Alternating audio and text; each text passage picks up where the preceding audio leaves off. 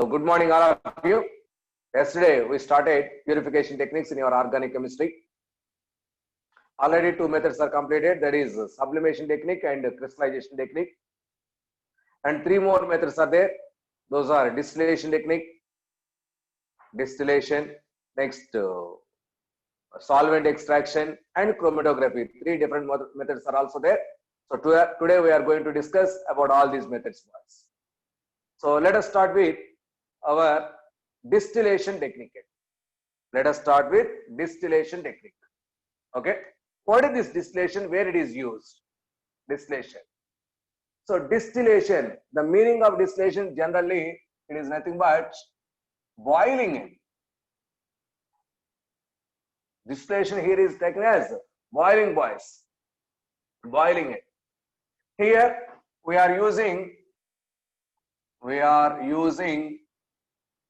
boiling points. So this method we are using boiling points. Yesterday we are using melting point boys, but here it is boiling points. So that is why. So here distillation technique is used to purify or to separate liquid solutions. That is a liquid plus liquid. Liquid plus liquid type solutions are purified or separation. So this technique is applied, boys. Liquid solutions. Okay. So see here. So where it is used? First point. So for this distillation technique, so those two liquids, volatile liquids. So volatile liquids from non-volatile liquids, separation is possible. That means a volatile liquid from a non-volatile solution. That means there are two liquids, boys, which are mixed together. One is volatile, another one is non-volatile. So to separate these two, this technique is applied. Next, second condition where it is applied, that is liquids having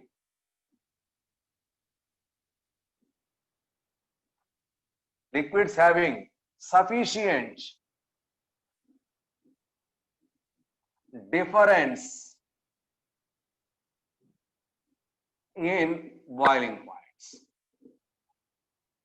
So sufficient difference in boiling point. That means boiling point of two liquids. So sometimes may be greatly different, sometimes may be less different. But there is a difference. Okay. Now, note point. Liquids having same boiling point are not separated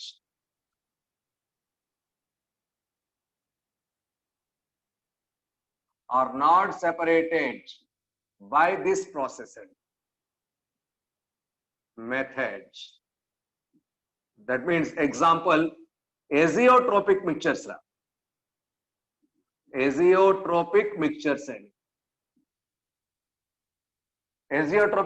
means having constant boiling point. That means a mixture of solutions having constant boiling point. That mixture is called as azeotropic mixture. So that azeotropic mixtures are not separated by this distillation technique, not applicable for this distillation process. Okay. Here, next, distillation.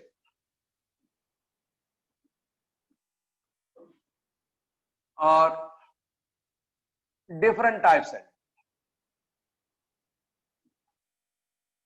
Distillations are different types. Different model of this, different types of distillations are possible, boys. What are those? One, that is simple distillation.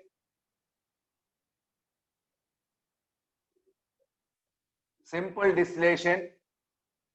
one is fractional distillation. fractional distillation. Third one, distillation under reduced pressure.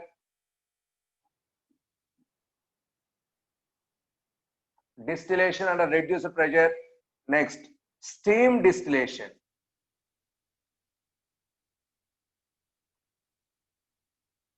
So these are the four methods which are involved in our distillation, boys. Let us discuss one by one. Here, one liquid mixtures and liquid plus liquid mixtures. Those liquid mixtures are separated by this technique, boys. Yesterday, solid plus solid mixtures are separated. That is by crystallization or that is vaporization. What is that? Sublimation technique. Sublimation and crystallization techniques so applicable for solids, but here it is for liquids and a distillation technique. So let us discuss one by one. First of all, simple distillation.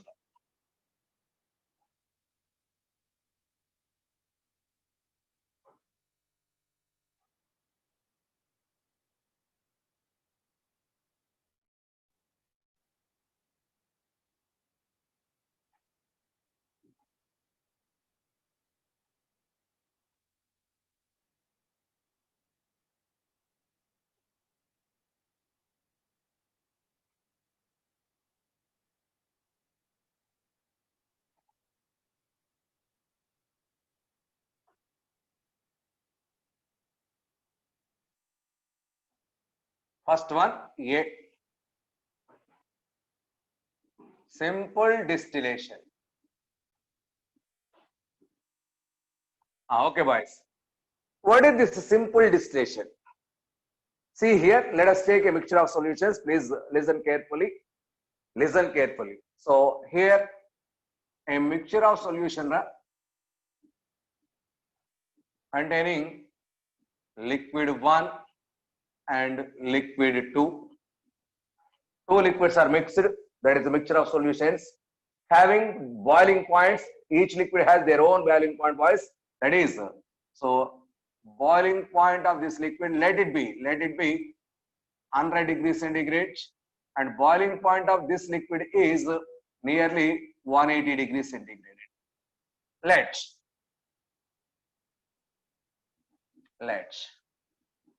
Let the boiling point of first liquid is 100 degrees centigrade and boiling point of second liquid is 180 degrees.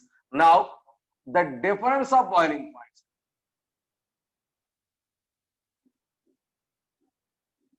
is equal to 40 degrees centigrade.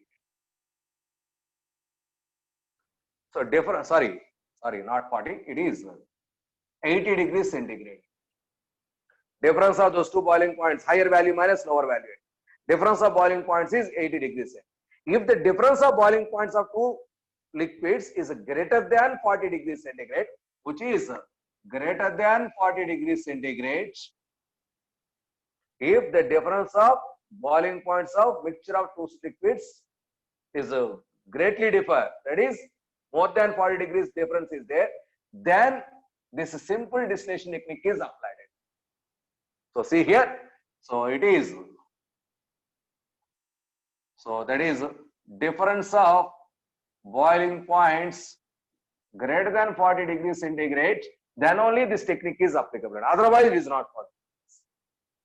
So let us take this as an example. Here it is 80. Now simple distillation technique is applicable. Simple distillation technique. Sir, what is this part? So see here the diagrammatic arrangement. See, boys, that is a round bottomed flask.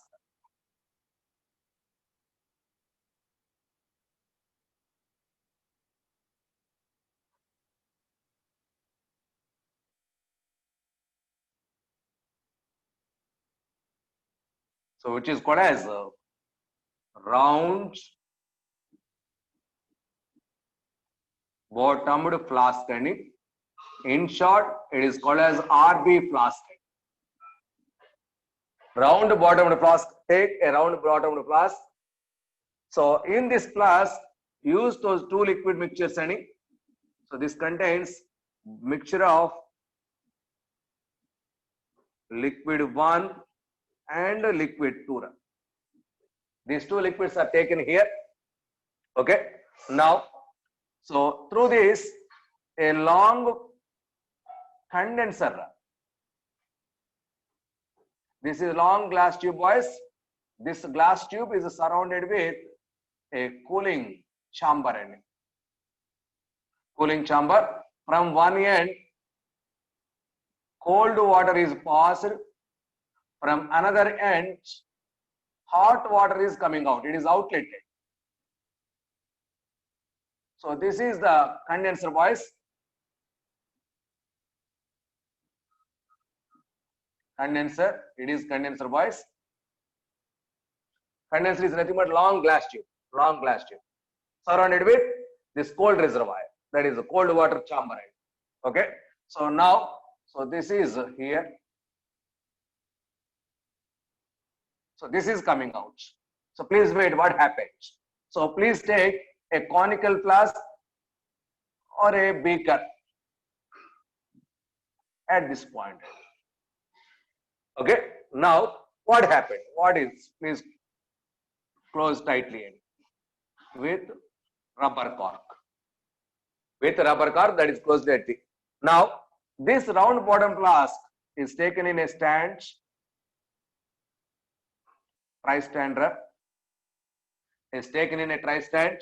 At the bottom, so take our Bunsen burner flame.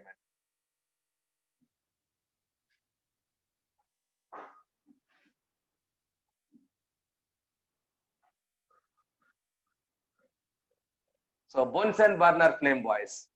So it is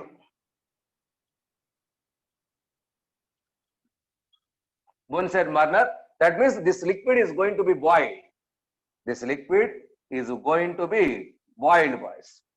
First of all, so what we are taking here, liquid 1 has boiling point 100 degrees. It has 200, that is 180 degrees. So now I maintained. So the temperature of this solution as 100 degrees centigrade, boys. The temperature of the solution is maintained at 100 degrees centigrade. So therefore, first liquid whose boiling point is 100 degrees is evaporated. So those vapors moving through like this. This is the glass tube, long glass tube, which is we called as condenser. So here these vapors are coming out, boys.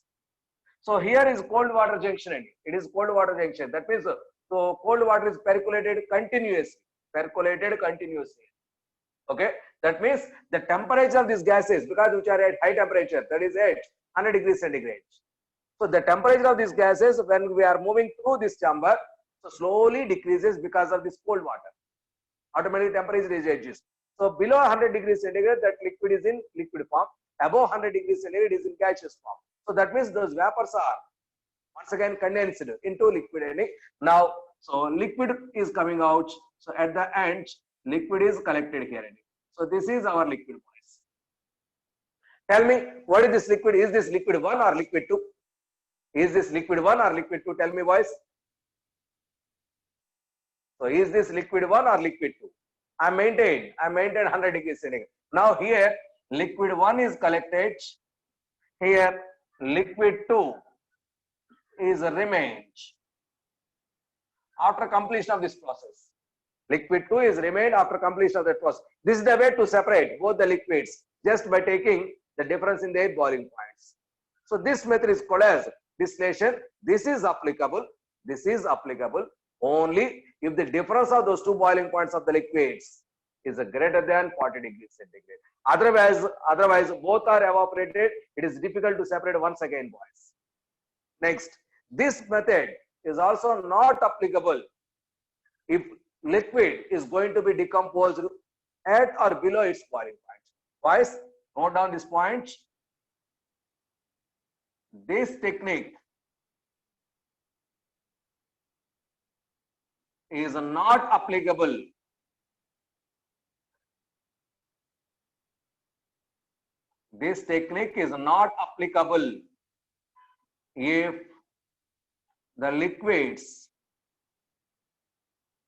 if the liquids undergoes decomposition at or below its boiling point. At or below its boiling. If it is going to be decomposed, our liquid is not possible to collect, boys. So other compounds may also available. Other chemicals may also coming out. That is why. So decomposition is not applicable, boys. So for if that is possible, another method is applicable. Another method. Let us discuss one by one. Okay. So it is very, very important. Yes, Sriram. It is very, very important. It is a distillation technique. It is a simple distillation technique. Simple distillation technique. Okay. So what are the examples used for this one? What are the examples? Okay. So just a minute, boys. Okay, boys. So what are the examples? So which chemicals are that is purified by this method? See here, that is first one, examples. I'm writing here, examples. What are those? Chloroform and aniline. Chloroform plus aniline. This mixture is purified by this method and great difference in their boiling points. And benzene and aniline. Benzene plus aniline. This mixture also purified by this method. Benzene plus aniline is also purified by this method. So these are some examples. Okay. So this is the way to purify as almost 100% liquids we can separate it, boys. Almost possibilities. Okay. So this is the way to purify the compounds. Next, second method, that is fractional distillation.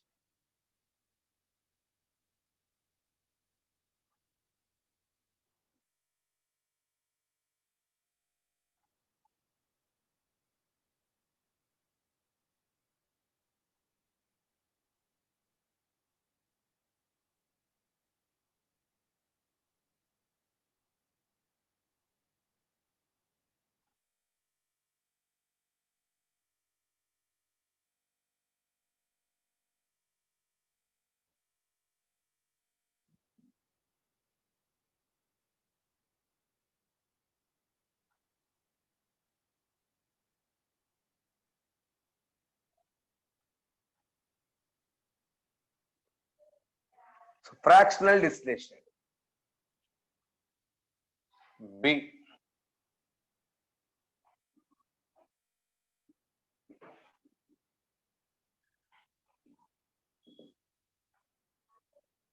Fractional distillation, boys. Where this distillation technique is applied. See here. So let us take liquid 1 plus liquid 2 mixture. Its boiling point is, I'm taking 150 degrees centigrade.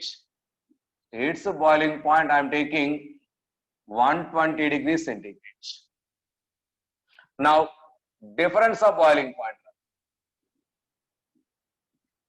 which is how much, boys? Just 150, 120, that is 30 degrees centigrade. Less than 40 degrees centigrade. So previously, simple distillation technique, greater than 40 degrees centigrade is the difference required. But here, if the difference of those two boiling points is less than 40 degrees centigrade, this fractional distillation technique is applied. It is very, very first condition. So when simple distillation, when fractional distillation is applied, if the difference is difference of boiling points more than 40 degrees, normal simple distillation technique is applied. If it is less than 40 degrees, so fractional distillation technique is applied. Fractional distillation technique is applied. So what is the method? Just almost similar to previous case, but here fractionating columns are used before condensation. Before condensation, fractionating columns are used. See here. Here, before condensation, fractionating columns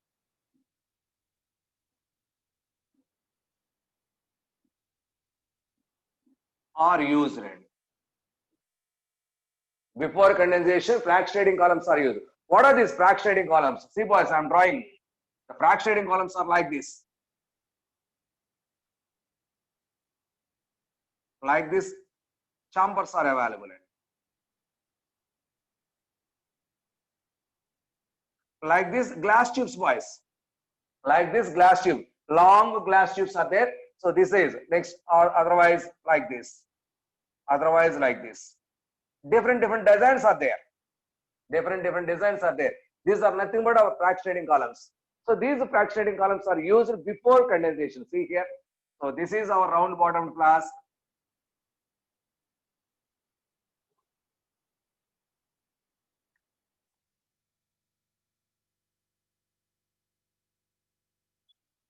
This is our round bottom flask. So this is liquid 1 and liquid 2. Liquid 1 and liquid 2. Okay. So here, first of all, these fractionating columns are first fitted by us. So it is a fractionating column. Okay. So this fractionating column is connected to condenser. This fractionating column is connected to condenser. See here. So it is a condenser bias.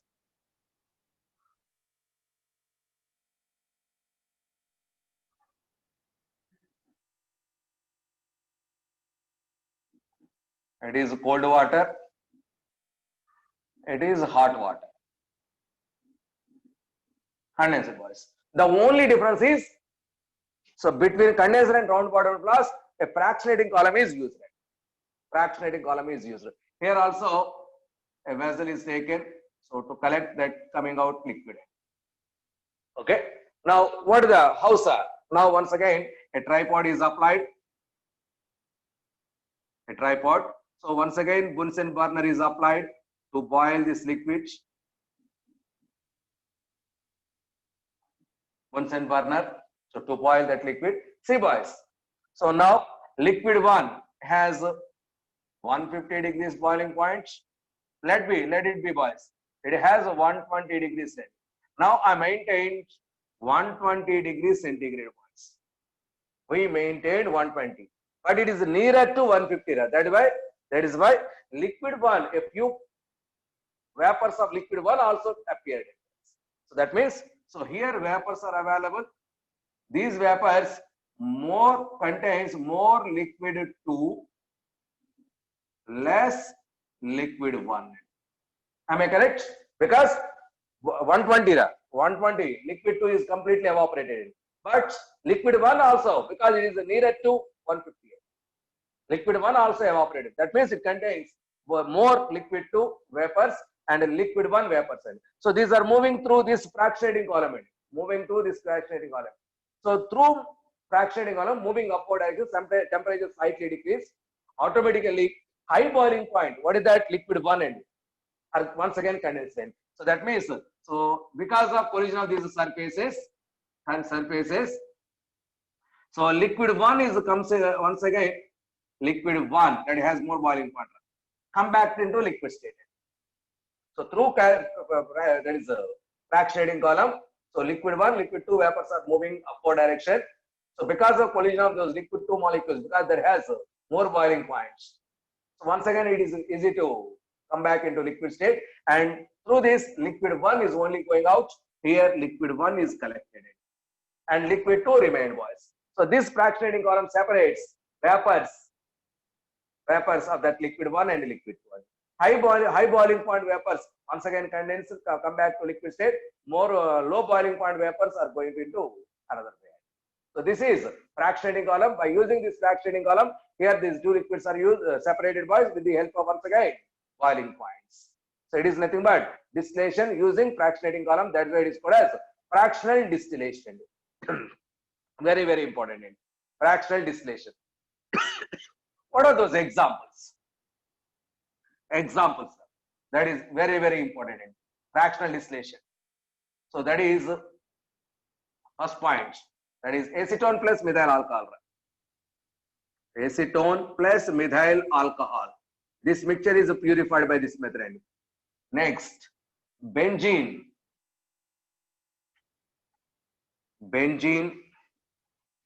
plus toluene.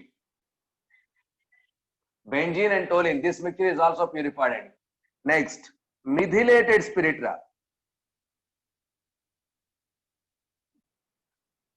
methylated spirit end. So methylated spirit is nothing but it is the mixture of ethyl alcohol. Ethyl alcohol is more ending, more amount end. So methyl alcohol, it is impurity end. This mixture is called as methylated spirit ending. So this methylated spirit.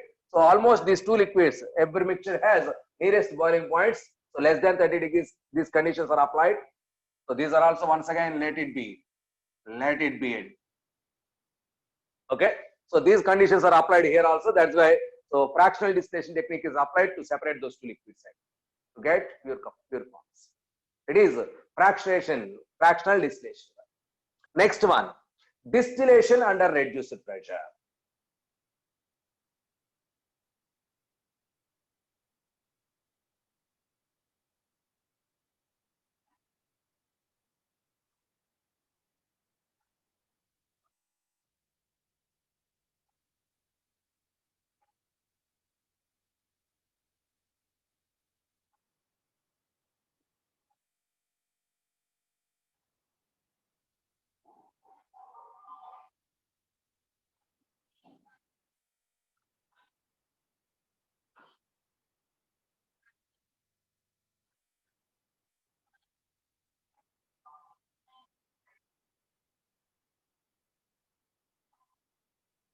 That is, see, distillation under reduced pressure, which is also called as vacuum distillation.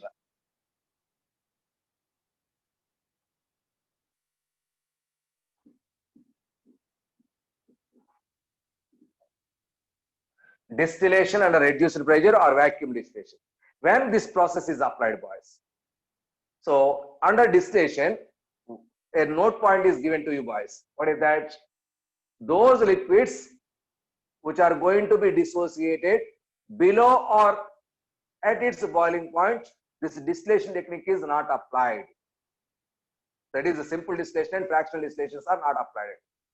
So to solve that problem, for that type of liquid mixtures, those who are going to be dissociate below or at its boiling point, this condition is applied.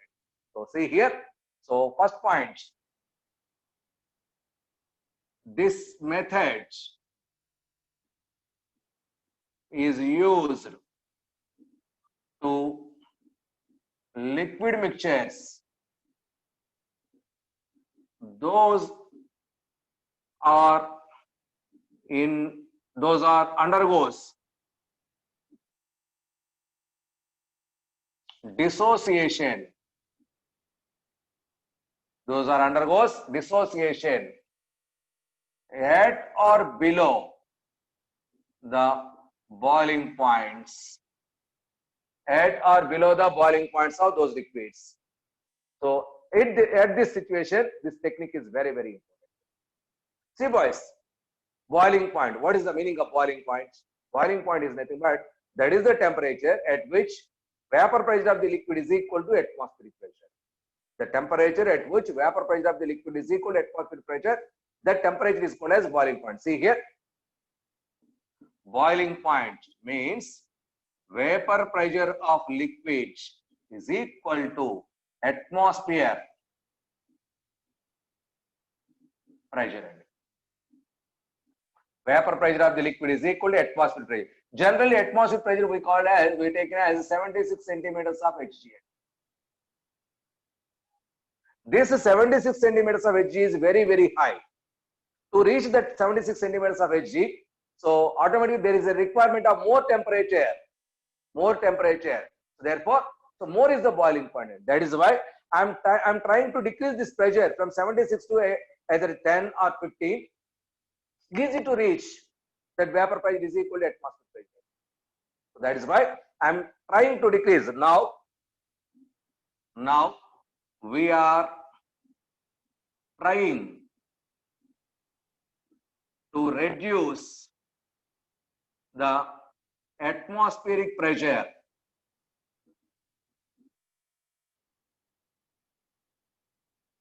Pressure, Pressure, pressure. By using vacuum pump and vacuum pump. So that's why which is called as vacuum distillation. By using vacuum pump, the pressure is reduced. If pressure is reduced, boiling point also is reduced. Because boiling point is reduced, easy to boil. That is why before going to decomposition, it is easy to evaporate. That is why under reduced pressure, so distillation is taking place. So that is why this is by using vacuum pump, we have reduced the pressure. So therefore, vacuum distillation. Here pressure is reduced. That's why it is distillation under reduced pressure bias. It is distillation under reduced. The technique is applied at the time of H2O2 preparation bias. Distillation under reduced pressure. Purification technique and H2O2 purification. Okay. See here. Here. Now we are trying to reduce the atmospheric pressure by using vacuum pump. Okay. So the only difference is before going to distillation, that round bottom flask is connected to vacuum pump and pressure is reduced in the vacuum in the round bottom flask. Automatically vapor pressure decreases, that is the atmospheric pressure decreases, automatically boiling easy to boil. So now it is not undergoing into decomposition. Not undergoing into the decomposition. That's why our distillation technique is free to move. Okay. So now what are the examples for this process to purify? Examples wise. Okay, so that is one. Glycerin. Glycerin is purified by this method. Next, H2O2 purified by this method. H2O2. Formaldehyde. Formula HCH4. Formaldehyde purified by this method. So formaldehyde. Next, it is very, very important. In soap industry,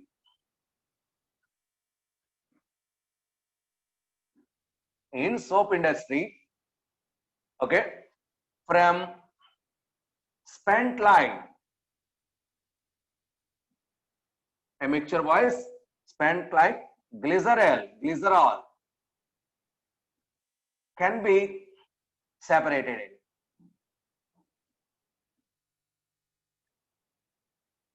Glycerol can be separated by using this technique wise. Next one, in sugar industry,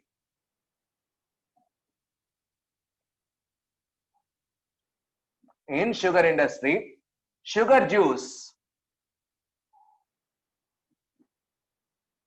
can be concentrated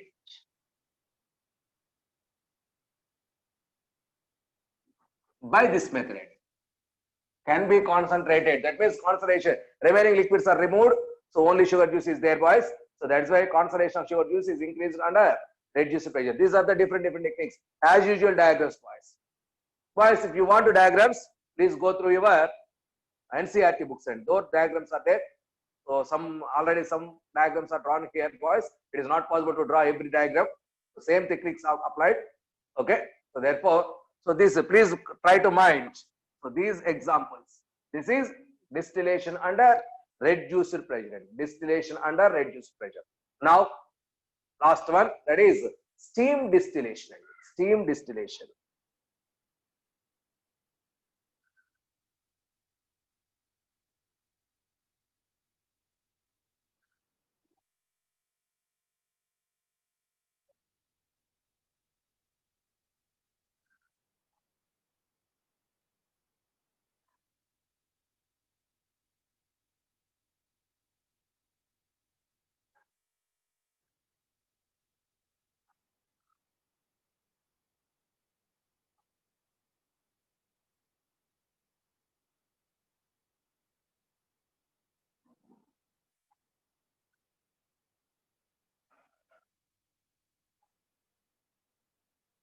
D.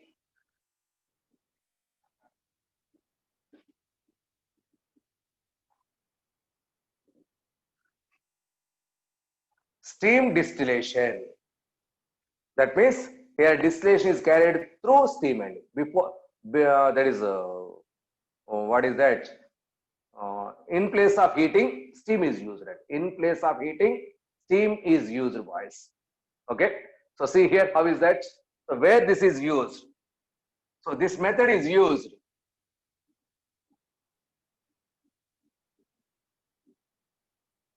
This method is used for separation and purification of, for separation and purification of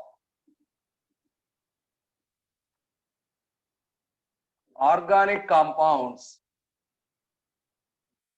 Organic compounds. So those are solids or liquids, whatever it may be. Solids or liquids, which first point are steam volatile, which are steam volatile. That means those are evaporated through steam.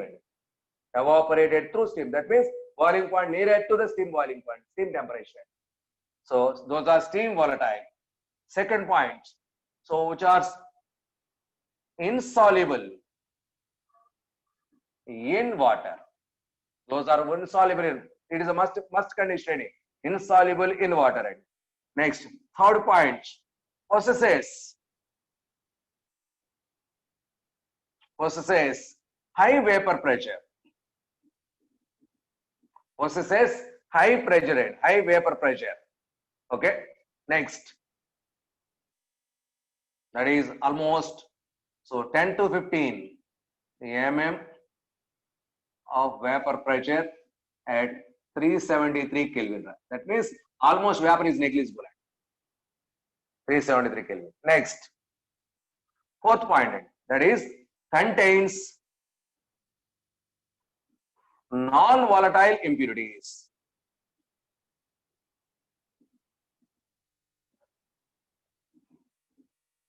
Contains non-volatile impurities. Under these conditions, this steam vapor, that is what is that? Steam distillation technique is applied. So if these conditions are applied, automatically our steam distillation is applicable. So those liquids which can follow these points, automatically steam distillation technique is applied. Okay. So see here, how is this? So take a round bottom flask boys. With this is our round bottom flask. Okay. So it is inserted with two glass tubes.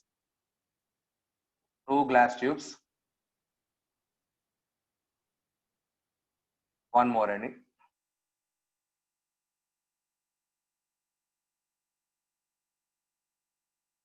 Okay. Next, this contains our mixture of substances. It is RB flask any. Now, through one glass tube, steam is passed.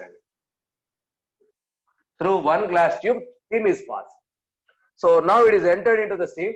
So one of these liquids, boiling point is nearer to the steam. That's why that is going to be evaporated along with this water vapor boys. So therefore, it is coming out. Let us take liquid 1 plus liquid 2. Liquid 1 has boiling point nearer to the steam. Therefore, it is coming out with liquid 1 plus water vapor. Liquid 1 plus water vapor. So this mixture is collected. This mixture is collected in a vessel. So see here. So just like previous case. So collected boys. So see here, this is the mixture boys.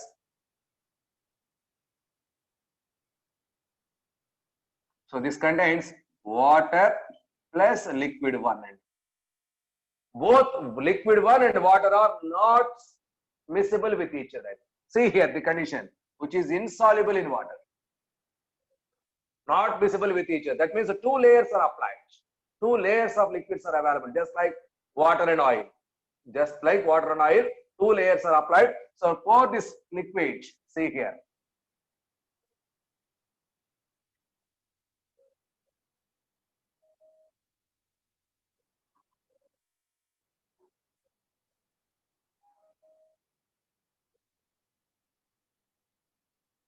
So take that liquid in this type of funnel.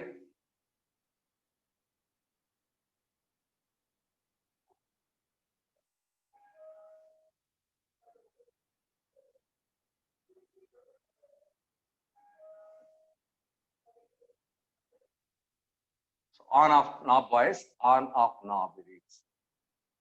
Okay. So complete transfer that entire mixture into this funnel. So it gives two layers. It gives two layers. This is called as separating funnel ending, which is called as separating funnel ending. So two liquids, it has low density, it has high density. Water has generally high density than oil ending. So that's why it is maybe liquid one, it is water ending. Now open. So open this knob. So liquid one is coming out. So up to this. So coming run down. So after rundowning this liquid one, sorry, this water. So please stop this knob and close this knob. So that means, so vessel contains liquid one and bottom contains water. It is a way to separate two liquids, boys. Two immiscible liquids are separated with the help of separating funnel. So separating funnel. So that's why, so liquid one is separated and liquid two is there. Liquid two is there. This is the way to separate liquid one and liquid two through vapor ending. That is steam ending. That is this type of distillation is called as steam distillation. Steam distillation. It follows under Dalton's law of pressures. Dalton's law of pressures is nothing but, so P total is equal to pressure of first one and pressure of second one. Here is the pressure of liquid one plus pressure of water vapor. Pressure of water vapor. So collective pressure is used ready. So that is the technique used here. So this is about steam distillation technique. This is about steam distillation. Now what are the examples? This is very, very, very important point. So steam distillation, through this steam distillation, number of chemicals are purified. Please keep in mind these examples. That is, so examples are, one, aniline. Aniline is purified by this process. Aniline means benzene contains NaH2 group. Aniline is purified by this method. Next, nitrobenzene. Nitrobenzene, that is benzene contains NO2 group. Nitrobenzene purified by this method. Orthonitrophenol. Orthonitrophenol, that is benzene contains OH and ortho position aldehyde, which is orthonitrophenol. Orthonitrophenol. Next, orthohydroxy benzoic acid.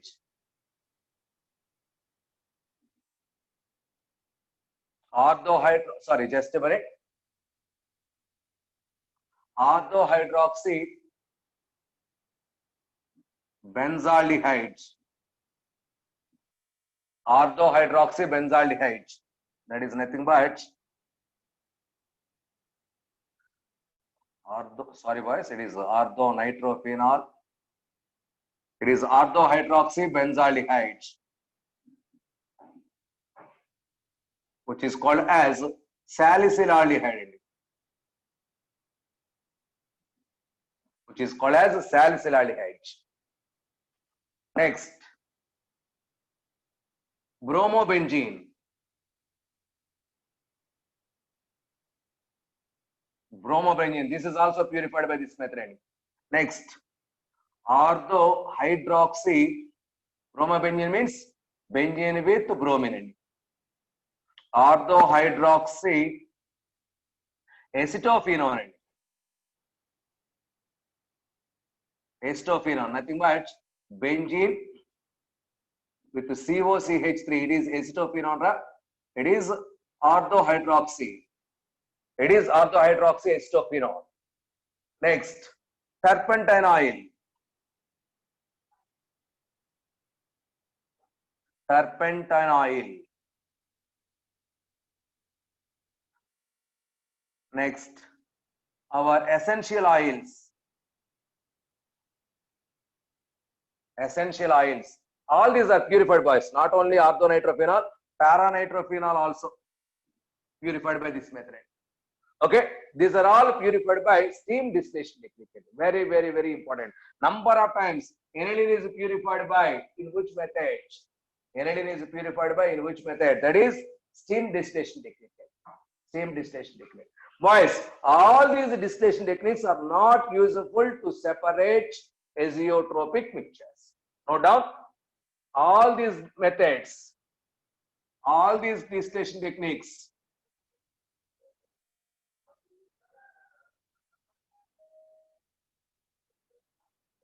note points. All distillation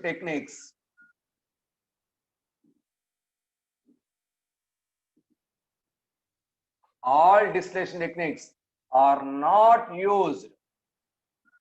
useful to separate azeotropic mixtures. Azeotropic mixtures. Sir, what is this azeotropic mixture, sir? That is a mixture of two or more chemicals, two or more liquids, generally two liquids. So it is a mixture of liquids having constant boiling point. That means that liquid has a constant boiling point.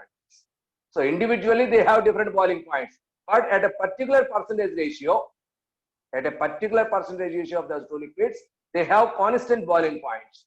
So that's why, so because both these liquids have constant boiling point, it is not possible to separate by using boiling point technique. So that's why distillation technique is not useful to separate azeotropic mixtures. So this is our distillation technique. Okay. Next one, next subheading, next method, that is solvent extraction.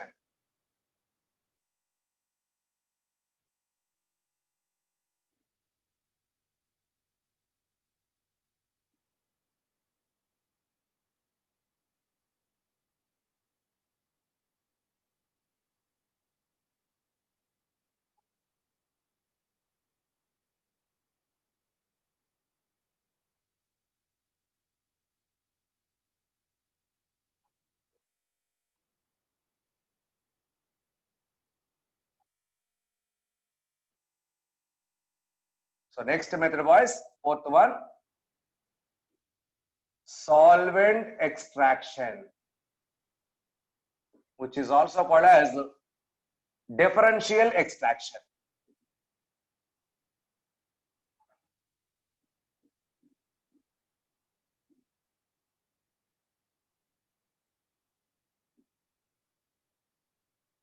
Solvent extraction, which is also called as differential extraction. See here, when and where this method is used. Okay, so let us take, what is that? See, boys, it is the process of separation of, it is the process of separation of an organic compound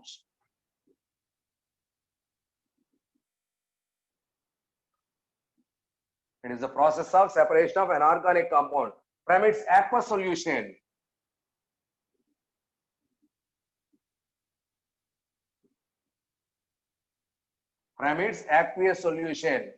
by shaking with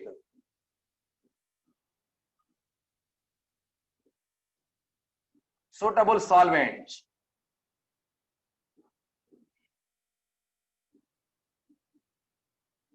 By shaking with suitable solvent is called as solvent extraction. It's called as solvent extraction. See, boys, what is the concept actually here? So see here, I'm taking, I have liquid one end. One liquid is there. This is present in water, but less soluble in water. That mixture is available here. There is a liquid which is present actually in liquid in water, but there it is less soluble, but present inside water. Okay. In this, so select a suitable, solvent,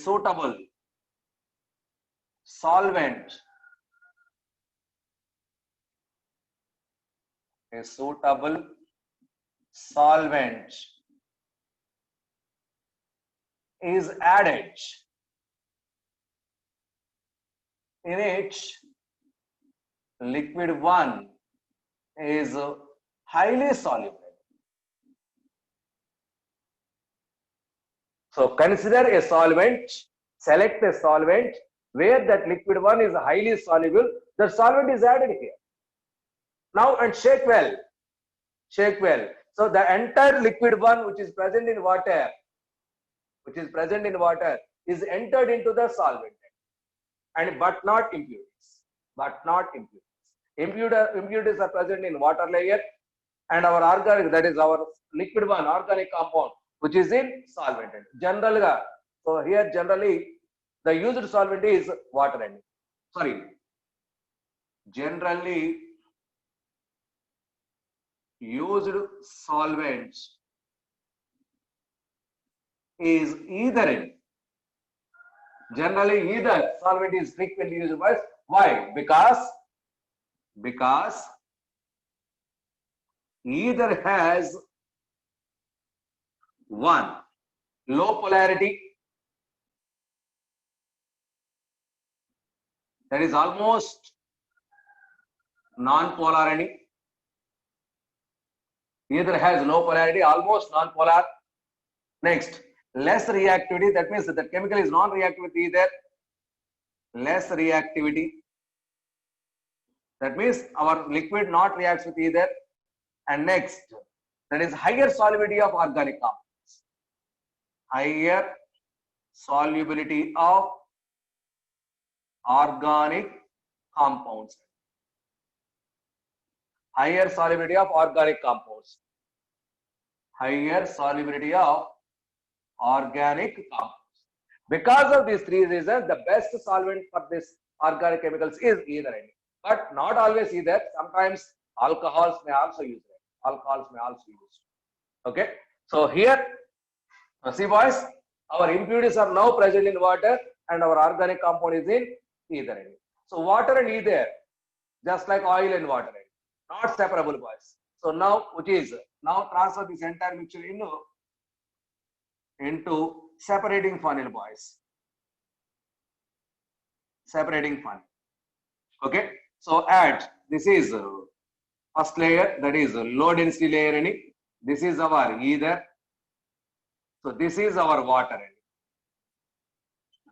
So with the help of separating funnel, so water is separated first and our ether layer is here. Our organic compound present in ether layer. So now ether plus organic compounds mixture is separated boys. This mixture is separated with the help of either distillation technique or fractional distillation, whatever it may be, or crystallization technique. Some other methods are used to separate these two. So that means, so which is less soluble in water and more soluble in another solvent. So this is why that solvent is used to extract this entire organic compound. That is why this is called as solvent extraction technique. Solvent extraction technique. So example boys. Example, that is benzoic acid. So that is a benzene having COOH. Benzoic acid can be extracted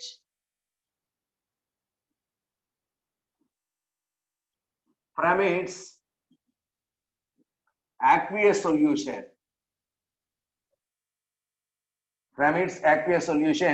Using benzene as a solvent. Not either any. In this case, benzene is used as solvent. Not only always either end. Alcohol, ethers, benzene, everything is used in CCl4. But most of the cases, either is the best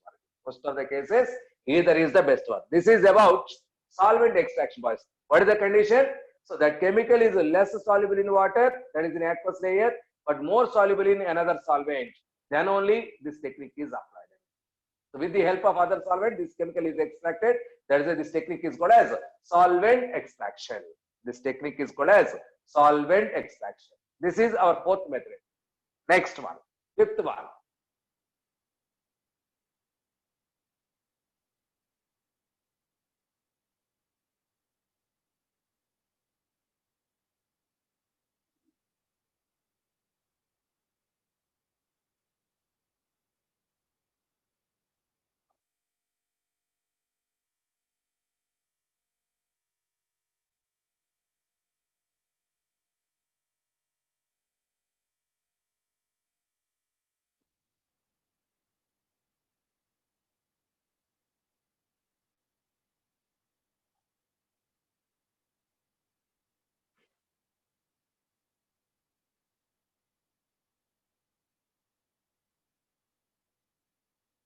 That is chromatography. Important one, right?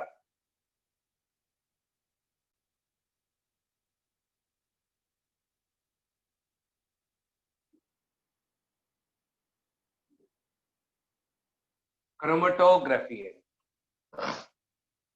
Okay. For what purpose this method is used? First of all, to separate the compounds.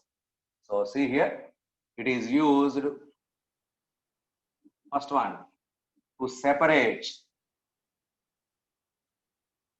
the compounds, from the mixtures. Okay. Next, to purify the compounds.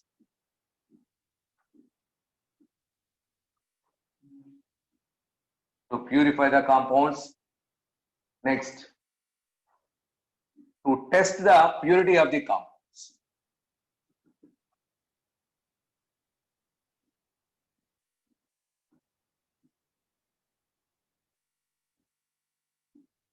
To test the purity of the compounds, this chromatography technique is used. Okay. So this method was first explained by, that is described by. This method was described by a botany scientist, that is Sweat. So the scientist name Sweat, T silent, PT. Sweat. So a botanical scientist voice. So generally this chromatography technique, first of all, used in botany to separate colored pigments, to separate chlorophyll like colored pigments. Chlorophyll, xanthophyll are there in our plants. Those are separated with the help of this chromatography technique. Chrome means coloring. So it is first used for separating colored pigments. That's why this technique is called as a chromatographic technique. Chrome means colored. Graphite means column. So with the help of columns, colored materials are separated. So see here, chrome means coloring. Graphene means columns. With the help of columns, colored pigments are separated. That's why this technique is called as a chromatographic technique. Here, two phases are there, boys. So here, two phases are used. One is stationary phase, that means which is in constant movement, and second one is mobile phase, which is in movement. Stationary phase and mobile phase. Generally, stationary phase may be solid or liquid, but mobile phase may be liquid or gas. So it contains this chromatography technique contains two phases. One phase is constant without moving, that is which is called a stationary phase. So that stationary phase may be either solid or liquid, which is always in movement in the second phase, which is nothing but liquid or gas, which is maybe a liquid or gas. Okay. So next, the separated chemicals. Next point, recovery of separated substances by using recovery of separated substances by using suitable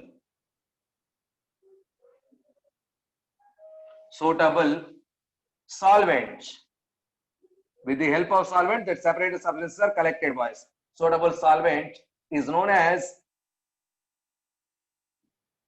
elution. The process is called as elution. Elution. E-L-U-T-I-O-N. No S. Elution. Elution. And the solvent is called eluent. The solvent used to separate that substances, to collect that substances is called as eluent. Is called as eluent. So these are important points in our chromatography, boys. So based on the applications, based on the techniques used in the chromatography, our chromatography is broadly divided into two types. So types of chromatography. Types of chromatography.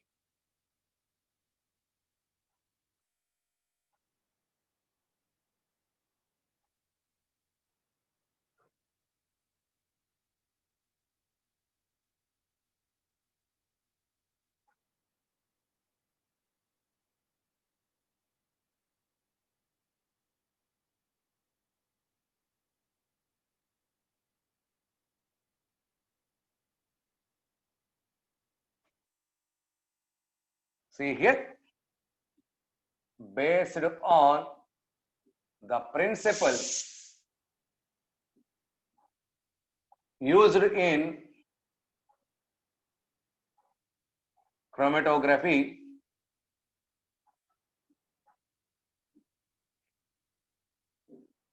it is two types. See here, chromatography,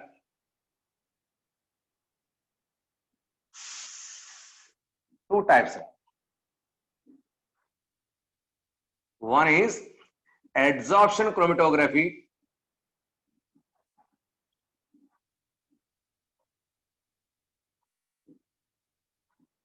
and the second one is partition chromatography.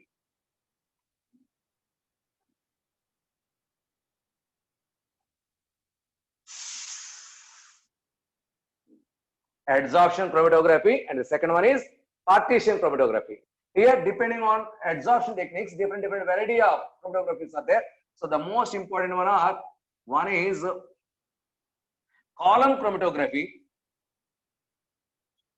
and the other one is thin layer chromatography.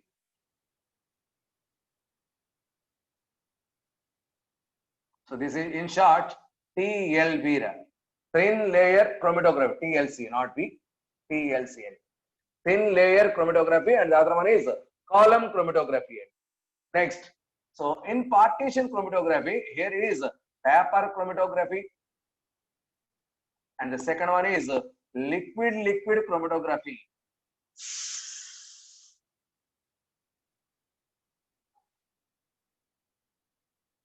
So these are the different techniques used in this process, boys.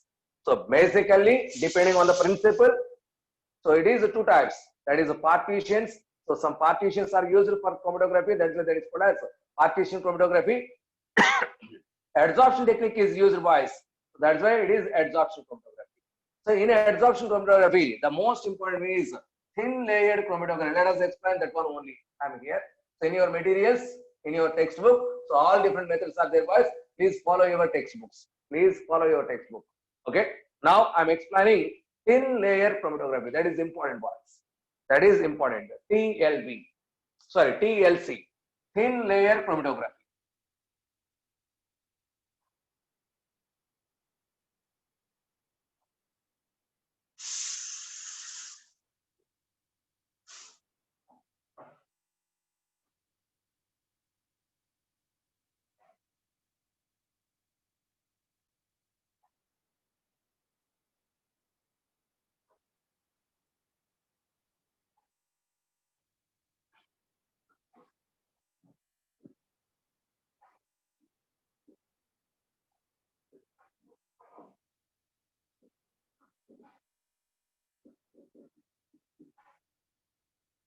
Thin layer chromatography, it is the part of adsorption chromatography.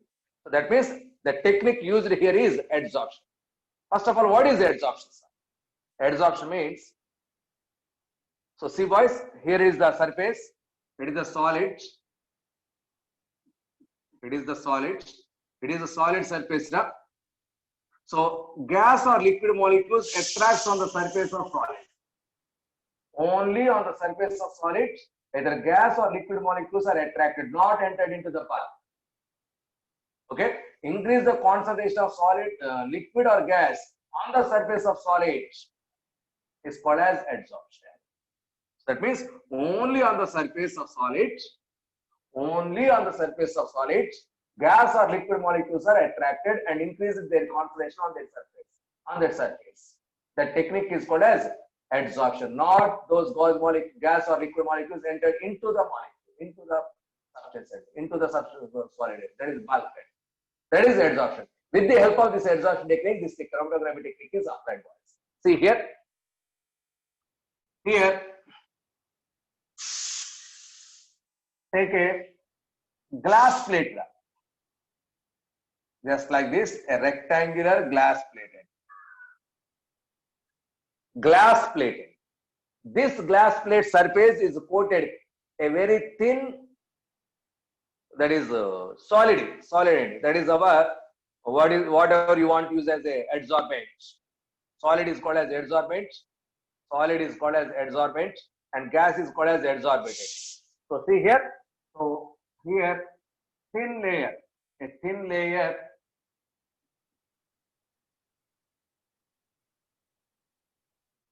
adsorbent is coated in it. Thin layer of adsorbent is coated, a particular solid. So no, I'm not representing here. So this is a thin layer is available. Thin layer. Okay. So now this entire glass plate is placed in a beaker full of solvent. It is a solvent. So this is also touched with solvent. It is a solvent.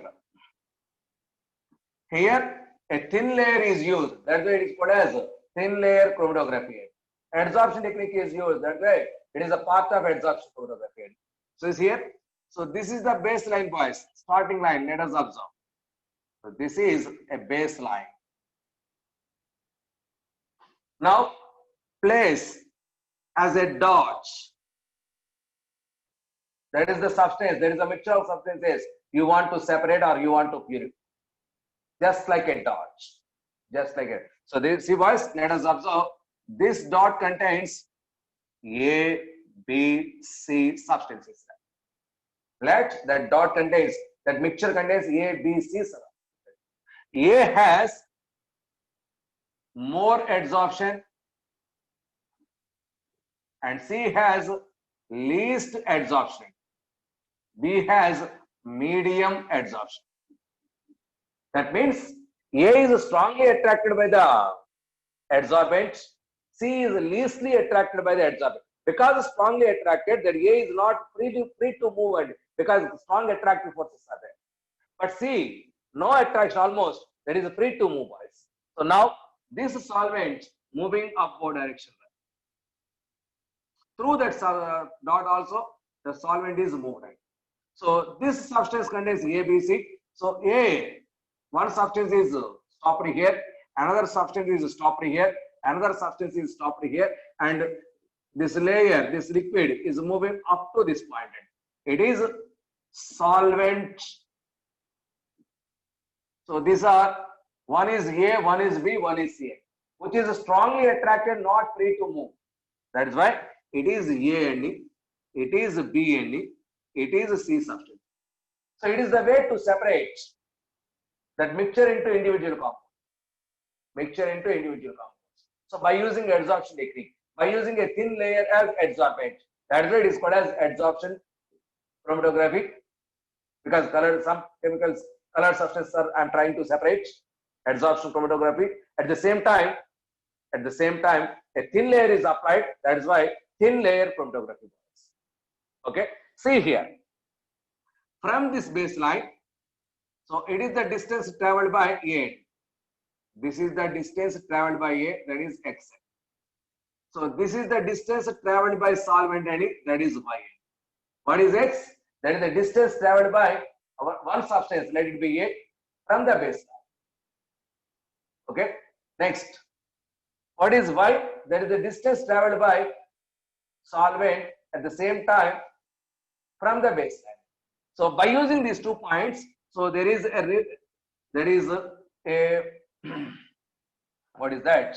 Retardation factor.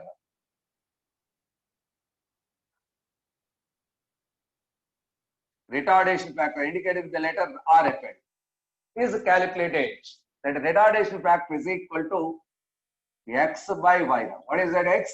Distance traveled by substance from baseline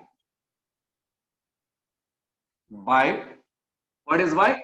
That is distance traveled by solvent from baseline. From baseline. So this, with the help of this one, so we can separate the chemical spice. Okay. So these are A, B, C, A. If those are colored substances, those original colors, we can visualize it with our naked eye. If those are colorless substances, how to identify where those are available? So that is by spraying some solvents. So if amino acids are there, for example, if these chemicals are amino acids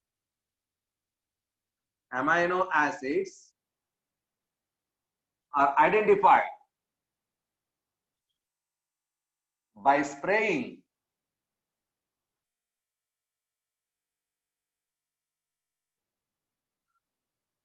ninhydrin solution.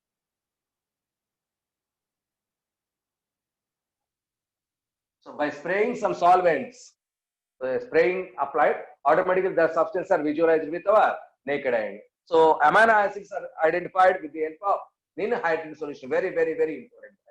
Ninhydrin solution. For example, these are originally they have colored, that colors we observed. If they have fluorescence of material, so UV light is passed automatically with the under the UV light, those points are visualized.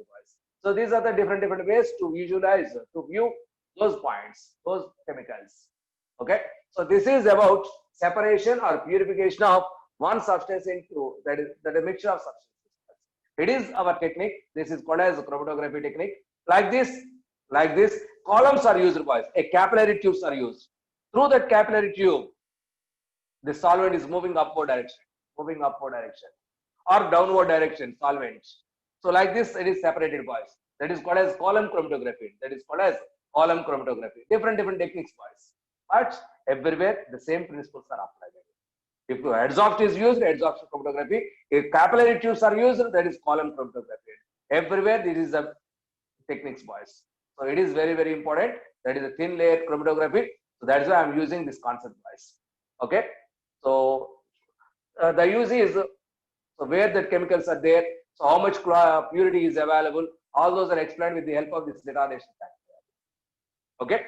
So this is chromatography, and number of different chromatographies are there, boys. So in my notes, a tabular form is there. That tabular form, rewrite in your notes. So at the time of our study also. Okay. So that is which is that is our stationary phase, which is our mobile phase. What is the type of chromatography? All those are tabulated in that paper. So please use that in your notes. Okay. This is about purification techniques. 5 purification techniques: sublimation, crystallization for solid side. Next, vapor. That is, what is that? Distillation, and what is that? Solvent separation and chromatography. These are the 5 different techniques. So to purify the organic compounds. This is about purification of organic compounds. Purification of organic compounds. Okay. So now, after purifying compounds, no doubt these are organic compounds. What are those elements present in that compound? So detection of elements in the given organic compound. So what are those elements? That is called as qualitative analysis. Which elements are present? Is that organic compound contains carbon, hydrogen, or something else? Nitrogen, oxygen, like some other elements are there. Okay. So those elements, what are those elements are present in that given organic compound? Which is called as qualitative analysis. Identification of elements present in the given organic component. Now our topic is qualitative analysis.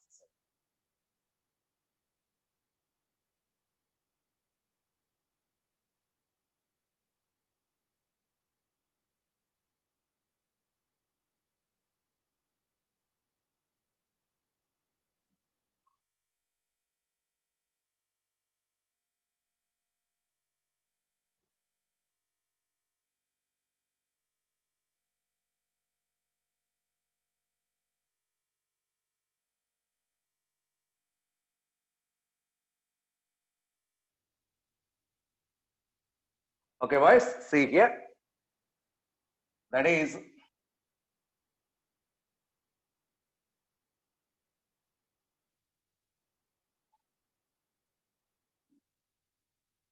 it is a practical organic chemistry, boys, which is nothing but qualitative analysis. How to detect different types of elements present in your organic compound. Somebody, that is detection of elements present in a given organic compound. So detection of elements present in a given organic compound. So that is our qualitative. After detection, sir, this element is present. Now my question is how much? How much of that element is there? That is called as quantitative analysis. How much quantity of that element is present in your organic compound? So that is a quantitative analysis. This is a qualitative analysis. Qualitative means so just to identify. Quantitative analysis means how much of that element is there. Quantity should be required. So now we are in qualitative. After completion of this, quantitative also we will calculate it. So now we are in qualitative analysis just to detect is that element is there or not. That's sufficient for us. If there, how much is there? That is a quantitative. That is quantitative. Now we are in qualitative analysis. Boys, in our organic chemistry, carbon and hydrogen must and should be available. Confirmed. Okay. So how they are they available or not? I will detect no doubt. There is a method. So except this carbon and hydrogen, maybe nitrogen, oxygen, sulfur, halogens, phosphorus, this may also available, may also exist. These elements other than carbon and hydrogen are called as hetero elements. So hetero elements. So carbon, hydrogen as usual accepted. Other than carbon, hydrogen elements are called as hetero elements, extra elements.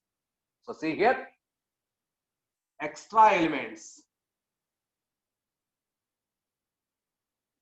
in organic substances are oxygen, sulfur, halogens, nitrogen, phosphorus, etc. Other than carbon and hydrogen.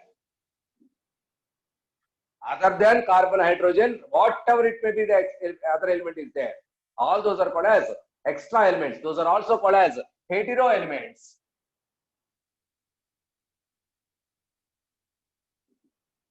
Hetero elements. Those are also called as hetero elements. Okay. So this is, so you should mind it. So carbon, hydrogen, normal elements. So other than carbon, hydrogen, those are called as extra elements, nothing but hetero elements.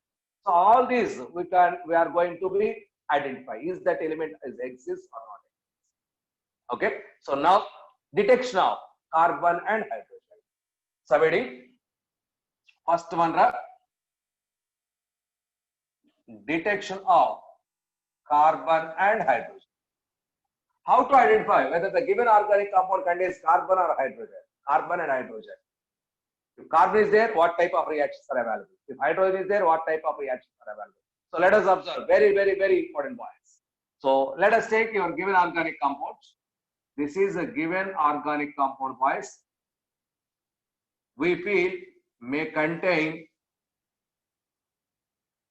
carbon and hydrogen. We feel this organic compound may contain carbon and hydrogen. I don't know exactly is there or not. Now, this organic compound, to this organic compound, CuO, here copper oxygen plus 2F, which is called as cupric oxide, which is used as oxidizing agent. This cupric oxide acts as oxidizing agent. So copper is in plus 2 state. Copper is in plus 2 state. Okay. So this entire mixture is boiling. This mixture, that means our organic compound is mixed with, a little organic compound is mixed with cupric oxide and boiled strong. Because it acts as oxidizing agent, the carbon present, if carbon is there, the carbon present in this organic compound reacts with oxygen from this one, gives carbon dioxide. This is from our component. If hydrogen is there, then hydrogen with oxygen combination gives H2. That means all the carbon present in that organic compound converts into carbon dioxide, hydrogen converts into water. Sir, is carbon dioxide water vapors are coming out or not? So those vapors may contain carbon dioxide or water vapor. I don't know whether those compounds are, those gases are CO2 or H2. Now, these gases, first of all, these gases acid. So separate, these gases, collect these gases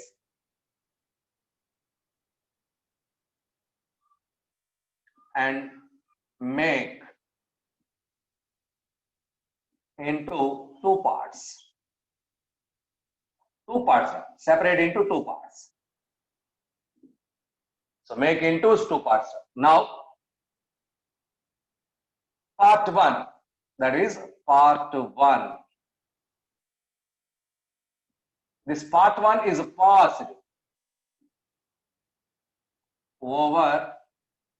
through slaked lime. What is slaked lime, boys? That is calcium hydroxide. Slaked lime.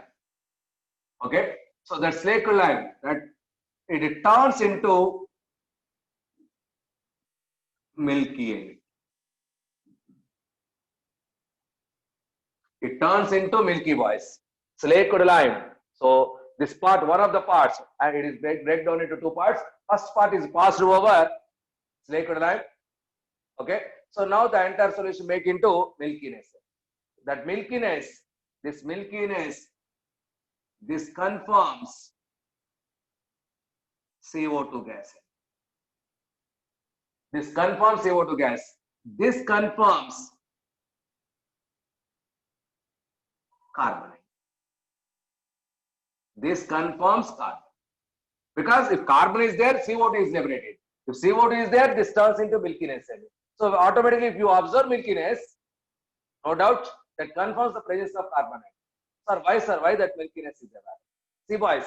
So carbon dioxide passed into the milky lime, that is the slaked lime, that is the calcium hydroxide, that gives calcium carbonate, CaCO3 plus H2O.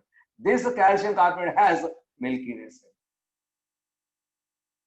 So this milkiness is available only when CO2 is passed through CaOH twice. That means this part 1 contains CO2. That part 1 from here end.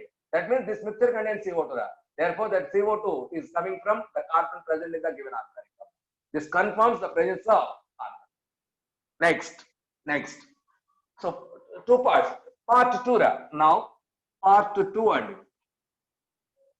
this part 2 is passed over anhydrous copper sulfate. Anhydrous copper sulfate. This anhydrous copper sulfate is a colorless substance. This anhydrous copper sulfate is a colorless substance. So now, after passage of this one, if it contains water molecules, those water molecules, anhydrous substance is converted into hydrated CuSO4, nothing but CuSO4 5H2O. This has blue in color. That means anhydrous copper sulfate is turned into blue color. This is possible only if it contains water molecules, because anhydrous is converted into hydrated. Hydrated means water molecules. That is not, we are not adding that water molecules, but I am adding part 2 there. Part 2, if part 2 contains water, this water is absorbed by this anhydrous substance. Now it converts into hydrated substance. That means, no doubt, our part 2 contains CO2. Not only CO2, H2O. So that H2O is involved in the reaction. So that means the conversion of blue color, anhydrous CuSO4 into blue color, confirms the presence of water molecule. If it is CO2, if it is water molecule, now it is from here. It is from here. Therefore, our organic compound contains carbon and hydrogen. Our organic compound contains carbon and hydrogen. It is the way to identify. It is the way to identify carbon and hydrogen present in your given organic compound. Is this clear, boys? Tell me, is this clear or not? CO2 gives milkiness to the lime water, and water vapor gives blue color to the anhydrous CaCO3. These two reactions confirms the presence of carbon and oxygen, carbon and hydrogen in your given organic compound. It is the first. Okay, so it is the first way. Next one.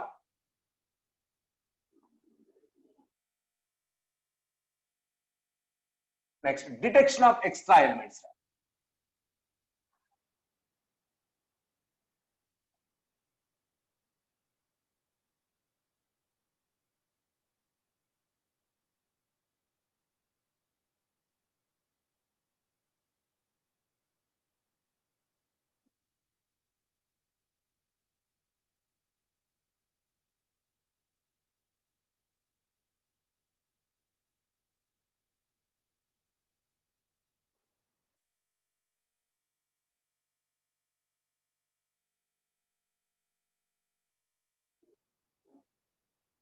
Now,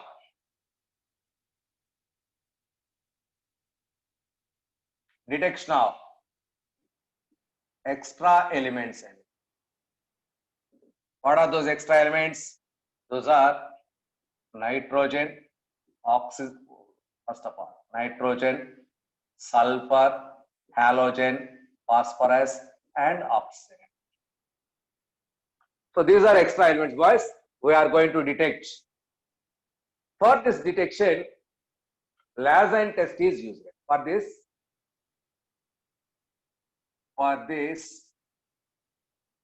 very important. LASSAIGN apostrophe S. Lassine's test is used. For this, Lassine test is used, boys. For this Lassine test. What is this Lassine test? Let us explain. Please wait. Lassine test is used. This Lassine test required. That is sodium fusion extract. This Lassine test required sodium fusion extract. That's why before conducting this Lassine test, I am trying to prepare sodium fusion extract. See here. So preparation of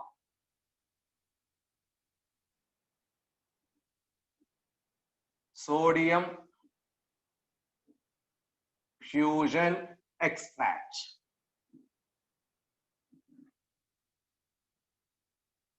So if this is used in Lassine test, boys. See here. How to prepare sodium fusion extract. So see here, I am giving explanation boys, diagrammatic explanation. So this is a dry fusion tube and glass tube. It is a dry fusion tube. That means used for heating purpose. strong heating purpose. Now, in this fusion tube, take a little amount of our organic substance, either solid or liquid, whatever it may be. Take the given organic compound, which is solid or liquid, whatever it may be, a pinch of organic compound is taken. In this, so sodium metal, a pinch of the sodium metal is available in our lab boys. So sodium metal is also added.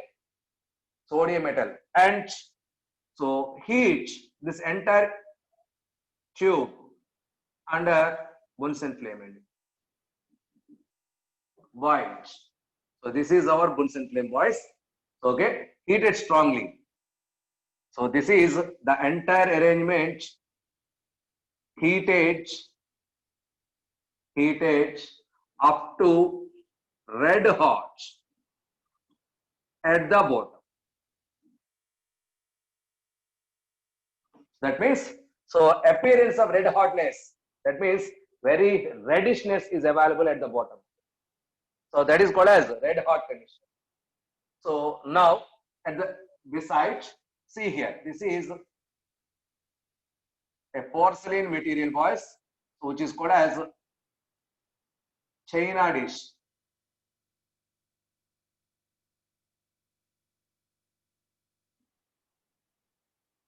It is a China dish, boys. So made with porcelain, pinganira to chesina ginne, porcelain dish, China dish, boys. So it is filled with water. It is a distilled water. Distilled water, and contains a piston, boys.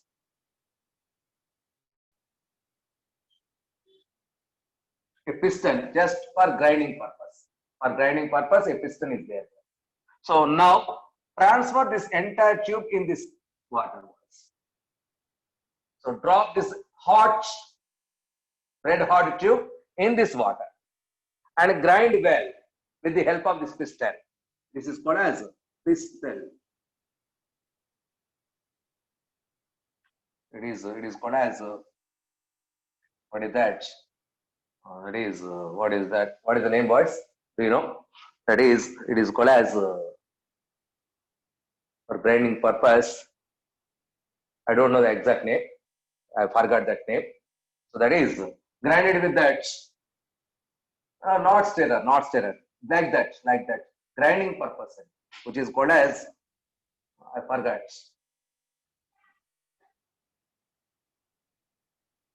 Not piston. So by using this, with the help of this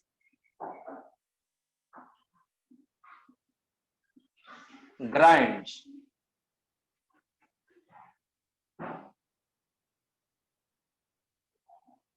the entire materials,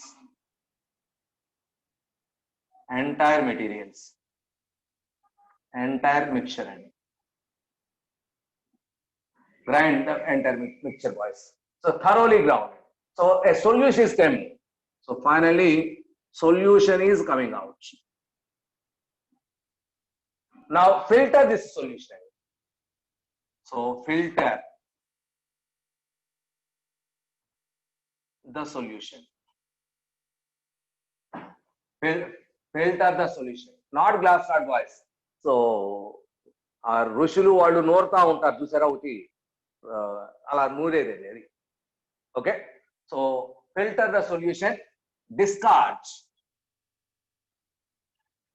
solid residue,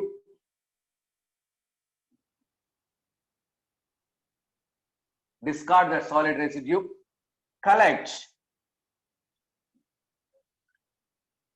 filtrate, that is nothing but liquid, which is called as sodium fusion extractant, which is called as sodium fusion extract, that filtrate. So diffuse the filtration. After filtration, solid is in the filter paper and liquid is diffused. That diffused liquid is called as a filtrate. That filtrate is required for the test for this experiment. That filtrate is called as sodium fusion extract. This is used to find out extra elements present in your given organic compound in Lassen test. In Lassen test, pistil entry. The name of that one is pistil. With the help of pistil, it's grinding well end. Yes, I recollect that point. Okay, so it is a pistil end. With the help of pistil, it is grinded well. Okay, so after filtration, solid residue is discarded and liquid, that diffused liquid, which is called as filtrate, we are collecting. So that liquid is called as sodium fusion extract. Sodium fusion extract. Is this clear? How to prepare this sodium fusion extract? Boys, please tell me fast. Is this clear? Okay, thank you. Now, first of all, first avoiding detection of nitrogen. So during this process, see here, boys, see here, before we go into that, during this process, why this sodium fusion extract is prepared, sir? So this sodium fusion extract is prepared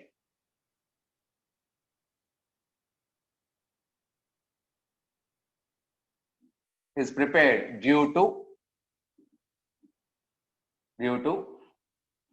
see boys, why this sodium fusion extract is prepared? Because why this fusion extract is prepared? Because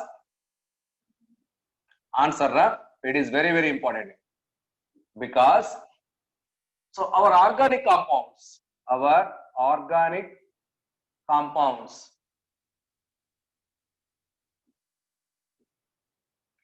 are mostly covalent. Our organic compounds are mostly covalent and less reactive.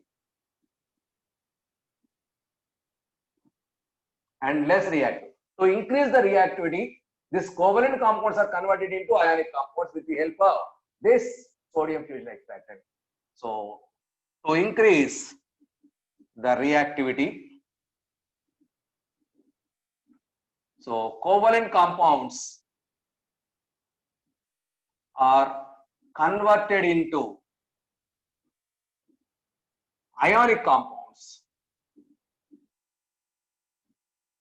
Covalent compounds are converted into ionic compounds in this preparation. So that means all the covalent parts is converted into ionic part.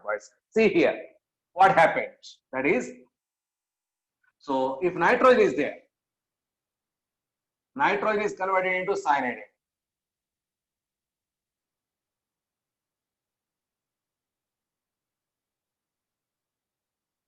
See here. So if nitrogen is there in your organic compounds with carbon and our sodium metal is added, boys. So sodium metal we are added, nitrogen present in the organic compound, carbon also present in the organic compounds. Yes, pistil rods. So now the arrangement is gives NaCN, nothing but Na plus and Cn minus. It is ionic compound. It is covalent, it is ionic. So that means ionic compounds easy to identify, easy to involve in the reaction. So all the nitrogen present in the organic compound converts into respect to cyanide, sodium cyanide. If sulfur is there, 2Na, sulfur is there, that gives Na2S, that is 2Na plus ions, S minus 2 ion, it is ionic, boys. It is cyanide, there nitrogen is there. Next, if nitrogen and sulfur both are there along with carbon, that gives NaSCN, sodium thiocyanide is there, boys.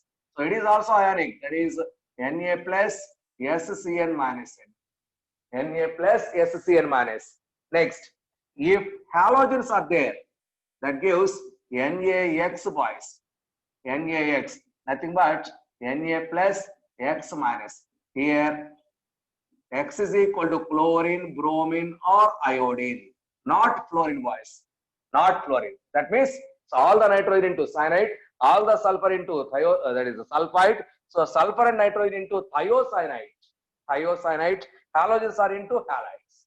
So covalent compounds are converted into ionic compounds. So these ionic compounds are tested. If it contains cyanide, nitrogen is there. If it contains sulfur, sulfur is there. If it contains thiocyanide, nitrogen, sulfur together are there. If it contains halide ion, that is halogen is there. This is the way to identify the compound. Okay, so that means sodium fusion extract is prepared to convert covalent compounds into ionic compounds. Ionic compounds are quickly involved in the reaction and gives fast reactions. For that purpose, sodium fusion extract is there, so is prepared. So this is the preparation of sodium fusion extract and purpose of sodium fusion extract preparation. Okay, so now, so tomorrow, boys, I'm trying to explain how to detect those extra elements with the help of this sodium fusion extract. Okay, so right now I'm stopping this concept here. Thank you.